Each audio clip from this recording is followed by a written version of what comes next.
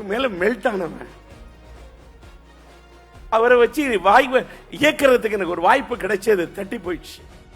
உயிரிழ விஷால அவருக்கு பாட்டு போட்டிருந்தேன்னா நாட்டையே கலக்கிருப்பேன்.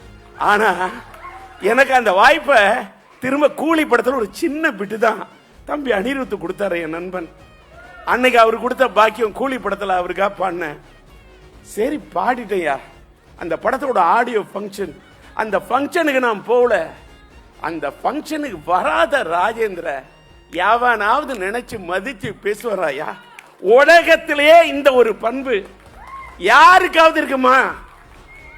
தன்னோட சமகாலத்தில் இருந்த ஒருத்தரை பத்தி அவர் இல்லாத மேடையில ஒரு மரியாதைக்குரிய நண்பர் டி ராஜேந்திரன் பேசுறேன். அந்த ரஜினி சார் இருக்கக்கூடிய இந்த மேடையில இன்னைக்கு நான் ஏறி வரத்துக்கு காரணமா இருந்த பாக்கியராஜன் நினைக்குள்ள நான் வியக்கிறேன்.